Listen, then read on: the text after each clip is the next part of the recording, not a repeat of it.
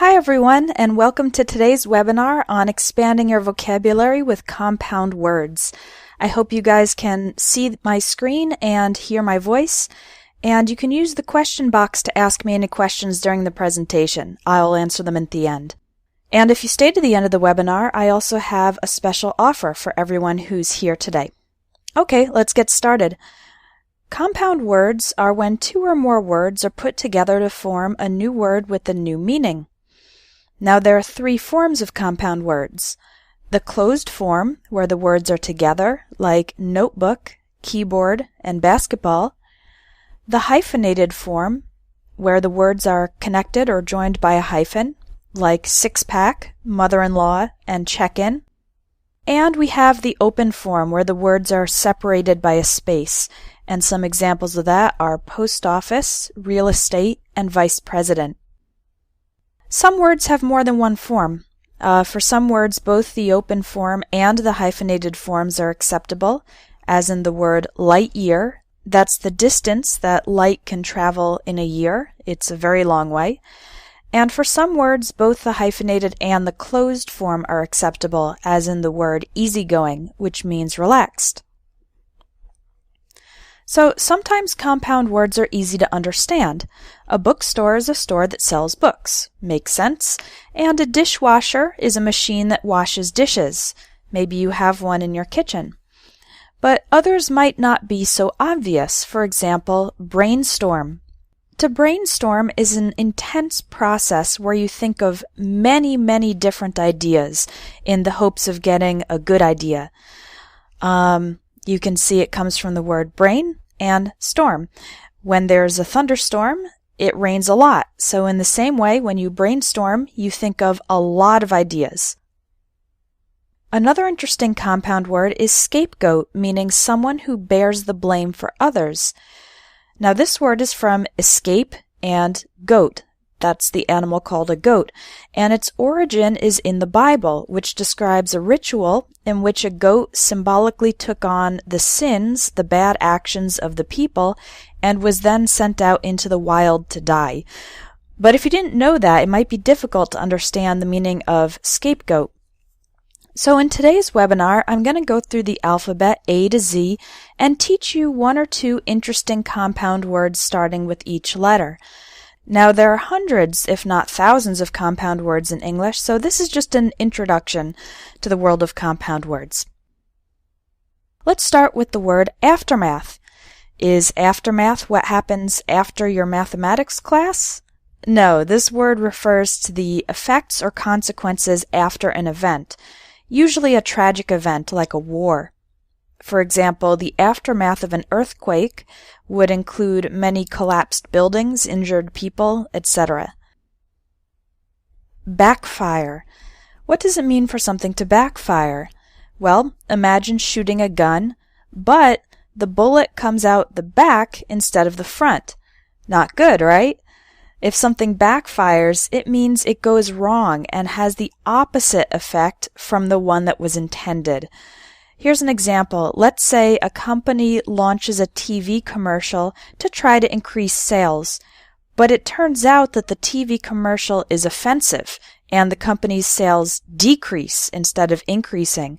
Then you could say the commercial backfired because it had the opposite effect than the one they wanted. Cloudburst. You probably already know that this is a cloud, and the word burst means to explode. So a cloudburst is a sudden, heavy rainfall when rain starts falling very quickly without warning. It's like the cloud exploded with rain. Another compound word for heavy, continuous rain is a downpour, because rain is just pouring down out of the sky. Daredevil. Someone who is daring is bold or courageous. They have no fear. And this is a devil, well, a representation of a devil anyway, and devils are considered bad. So a daredevil is a person who is very bold, but in a risky or dangerous way. For example, someone who does rock climbing without any ropes or protective equipment is a daredevil because they're taking a big risk. If they make one mistake, they could fall and get seriously injured or die. So that's a daredevil, someone who's bold in a risky or dangerous way. Now I'm going to teach you 4 words related to your eyes. We'll start with eyelid. Your eyelid is the small fold of skin that covers your eyes when you close them. And women like to decorate their eyelids with a type of makeup called eyeshadow. In the picture, she's wearing green eyeshadow. These tiny hairs on your eyelids, you have them on the top and on the bottom, are called your eyelashes.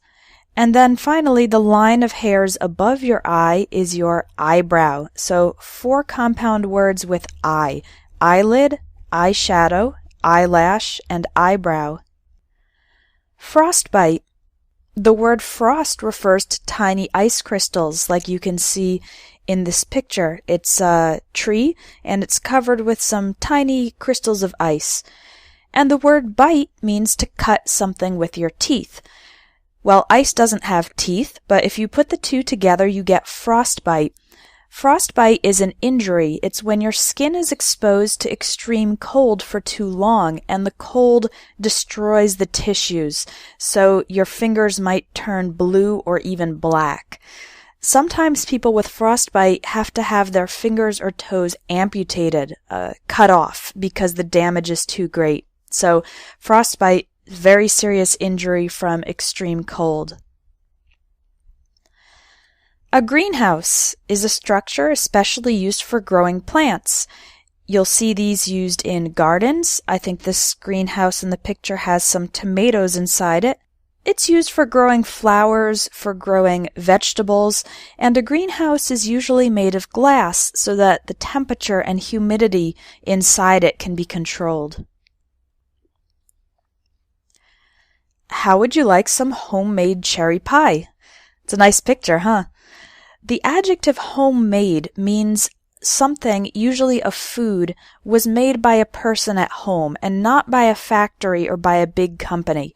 So if you buy something in the supermarket that's already prepared, then it's not homemade. But if your mother makes it at home, or if you make it directly from the ingredients, then it's homemade. Similar to that is handmade, which describes something made by hand, not by a machine. For example, if you make your own clothing, then your clothes are handmade. The difference is that we usually use homemade for food and handmade for objects, again like clothing or decorative objects made by hand. Ironclad. Ironclad literally means to be covered in the metal called iron. For example, a battleship, like you can see in the picture, the iron provides protection. But the word ironclad is often used metaphorically. For example, an ironclad rule or ironclad protection. It means something that's fixed and it can't be broken. So an ironclad rule is one that you can't break. And ironclad protection is protection that can't be penetrated. Jelly beans. This one's pretty self-explanatory. A type of candy that's like a bean made out of sweet jelly is a jelly bean. Not sure if you have these in your country, but you can see what they look like in the picture. Killjoy. A killjoy is a person who ruins other people's fun or pleasure. They kill the joy, the happiness of other people. For example, if you work in an office that normally celebrates people's birthday parties, so everybody in the office gets together and you have a cake and some music, but then there's a new manager who says, "No more parties, you can't have parties anymore," you would say that guy is a killjoy because he ruins the fun. Light-hearted and light-headed. To be light-hearted is to be happy and free from worries, trouble, or stress. You feel like your heart is very light. It's not weighed down by stress or problems. But feeling light-headed is not so nice. It means you feel dizzy, like you might lose consciousness. Milestone. When you're driving along the highway, you sometimes see these small signs, like this green one, that show how many miles, or kilometers if your country uses kilometers, you've traveled. Now, we actually call these signs mile markers in the US, but the word milestone is used metaphorically to describe an important point in a process. Here's an example. If your goal is to be fluent in English, and you pass a B2, that's an upper intermediate level exam, you've reached a milestone. It means you're not finished with the process yet, but you've accomplished a significant goal. You've reached an important point. That's a milestone. 4 compound words with the word new. A baby that has just recently been born is a newborn, like the baby in the picture. He's probably still in the hospital. That's a newborn. And 2 people who have just recently been married are newlyweds. That comes from newly and wedded, or wedding, which is the word for the marriage ceremony. Someone who has recently arrived at an event, or someone who has recently joined a social group, is a newcomer, a new person coming into the event or social group. And then we have the slang word newbie. That's an informal word for someone who's just beginning some activity and doesn't have much knowledge or experience yet. So, for example, if I want to learn how to do computer programming and I'm just beginning, I'm in my first week of learning, I could say I'm a newbie in computer programming because I really don't know anything yet. Outlaw. The word outlaw actually has 2 different meanings. It can be a noun or a verb. So the noun, a person who is an outlaw, is a criminal, usually one who is running away from the police and trying to avoid being captured. Now the verb outlaw means to prohibit something by law. For example, if your country outlaws talking on your cell phone while driving, it means that action is now illegal and you will be punished if you do it. So we have outlaw the person, who's a criminal, and outlaw the action, to make something illegal by law. Panhandle. So here's a picture of a pan, and this long part is its handle. But the verb panhandle actually means to approach someone and ask for money or food, to beg. In many countries, poor people panhandle on the street. Maybe the word panhandle began to be used in this way because the beggars used pans to collect the money. I'm not sure, but panhandle is to ask for money or food, usually on the street or in a public place. Quarterback. Now, in American football, the quarterback is the name of a player. He's a player who controls the strategy for play. He directs the rest of the team on what to do. But quarterback is also used informally as a verb, meaning the action of leading or directing any operation, not just in sports. For example, in a work environment, you could say, the marketing department of a company needs someone to quarterback the new ad campaign. That means a person to lead, to organize, to decide what the strategy will be. That's the word quarterback, used in a more general sense as a verb for leading or directing an operation. Runaway. The word runaway refers to a person or animal that has escaped. You can have a runaway elephant that has gotten out of the zoo, or a runaway teenager who has left his parents' home and is trying to live his own life apart from his parents. Now, don't get runaway confused with runway, which is the road that an airplane uses to gain speed before taking off. So the first word has 3 syllables, runaway, and the second word has just 2 syllables, runway. Completely different meanings, okay? Shipwreck. When a ship sailing in the ocean crashes into the rocks, this is called a shipwreck. And we also use the word shipwreck for the destroyed remains of the ship, which may be underwater. Some people who do scuba diving like to explore shipwrecks under the water. Now, what's interesting is that for ships, we only use the word shipwreck. We don't say ship crash, only shipwreck. Now, for cars and trains, we could say either one. Car crash, train crash, or car wreck or train wreck. And for airplanes, we only use the word crash. We always say plane crash and never plane wreck. Tiebreaker. When two teams are playing each other and the score ends in an equal number like 2-2 or 5-5, this is called a tie. But in many games and contests, we need one winner. So an extra activity called a tiebreaker is done to break the tie and determine the champion. In sports like soccer and basketball, this is often called overtime. Upcoming. This word is used to describe an event that is coming up in the future. For example, if a presidential election will be held next month, you could call it the upcoming election to make it clear that you're talking about the one in the future and not the one in the past. Vineyard.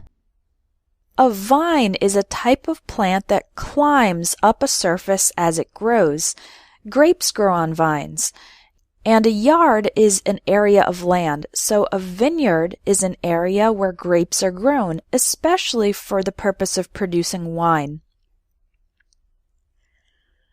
Wholesale. Sometimes companies buy very large quantities of items from a manufacturer in order to get a discount. For example, they'll buy 10,000 pairs of shoes at a reduced price. This is called buying wholesale because they're going to then sell those shoes for a profit. Now, if they buy so many items, they need to store them somewhere before selling them. So the items can be stored in a warehouse. That's a building used especially for storage of things that are not being used at the moment. Yearbook. I'm not sure whether or not this is a tradition outside the United States, but in the U.S., a lot of high schools and colleges publish a book at the end of the school year with pictures and information about the things that happened during that year. And this book is called a yearbook. Zigzag. This is a fun word to say, zigzag. Something that is zigzag follows a path with sharp turns in alternating directions. You can see that green line that goes back and forth. And the picture shows a zigzag road. So you've just learned some compound words from A to Z. Now, if you'd like to continue improving your vocabulary, you'll really enjoy the Vocabulary Builder courses at Espresso English. There are two levels, level 1, which is easier, and level 2, which is harder, and each level has 30 lessons. The first level focuses on essential everyday words for things in daily life, work, study, travel, describing people, describing the world, and so on. And the second level goes deeper into these subjects and also has lessons on more advanced topics like binomials, metaphors, word roots, and prefixes and suffixes. Now, each level of the course is $30. It's $30 for level 1 and $30 for level 2 because they are two completely different courses with new material in each one. But the special offer I have just for you who have attended today's webinar is that if you buy both levels together, you get a discount. And instead of paying $60, the price is only $45. So it's your choice. You can buy level 1 for $30, only level 2 also for $30, or both levels together for the discounted price of $45. In each level, you'll learn more than 600 new words, and there are also exercises to practice that vocabulary so you don't forget it. Okay, let me take some time to answer questions about either the webinar or the course. You can send in your questions using the question box, and I'll answer some of them now. And if I don't answer your question on the webinar, I'll respond later by email, okay? So someone's asking, can we invent compound words? I would say in general, No, don't try to invent compound words. Now, it's true that new words are invented and come into the language all the time, but this usually happens when a lot of people start to use them at the same time, and they're used in the media and so on. I guess someone had to be the first to use the word, but in general, I wouldn't recommend it. Just try to work with the words that already exist, because there are plenty of them. Okay, another question. My English level is intermediate. Which level of the course is best? If you're intermediate, you could really go either way. I think that level 1 will help you get a solid base in the most important vocabulary and learn some new words as well inside each lesson's topic. In level 2, one difference is that I do talk a bit faster in the videos and the words are more advanced, but I think someone at the intermediate level can do level 2 as well. It might be a little more of a challenge, but it's certainly possible. So to the person who asked the question, both levels are good for you as an intermediate learner. It just depends on whether you want to reinforce and expand your basic knowledge or take on more of a challenge with the higher level course. Let's see another one. I didn't understand the difference between tiebreaker and overtime. Okay, good question. Overtime is usually a time period, and a tiebreaker is more a single activity. I'll use an example from soccer. If a game ends in a tie, first we have something like 20 minutes of overtime. That's the extra playing time.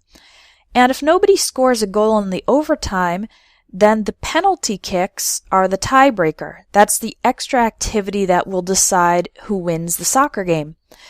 Or, for example, on a game show where you have two contestants with the same number of points, the final question will be the tiebreaker because it will determine who wins. So overtime implies extra time. You can tell from the word, over time. Whereas a tiebreaker is more like a single event or a single activity. Okay, I hope that made it a little bit clearer. Here's another question about the courses. How long is the time limit to finish the lessons? The answer is there is no time limit.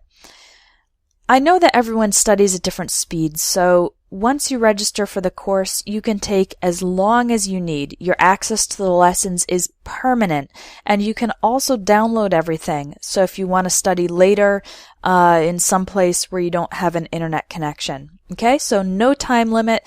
When you buy the vocabulary builder courses and any course on Espresso English, you can take as long as you need to complete the course. You'll have access forever. I have a question here about the I words. What do you call the colored part of the I in the middle? Is that the eyeball? No, not exactly. The word eyeball is another compound word, but that refers to the entire eye. That's the colored part and the white part.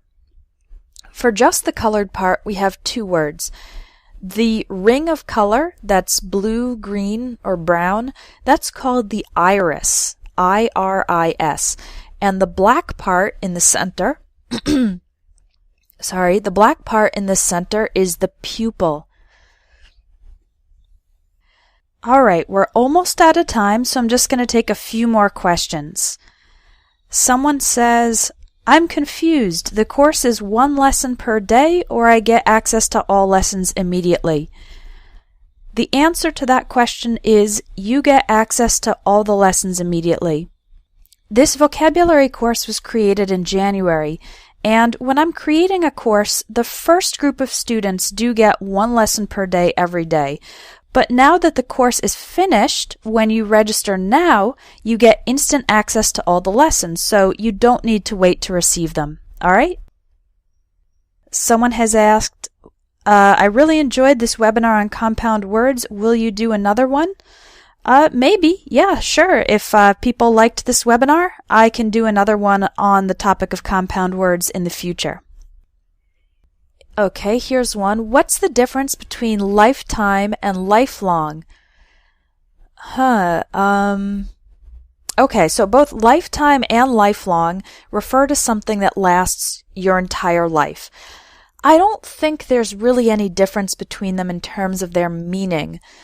People just sometimes tend to use one over the other in specific expressions. Like, for example, you'll often see the phrase lifetime guarantee on products, meaning that the product will last for your entire life.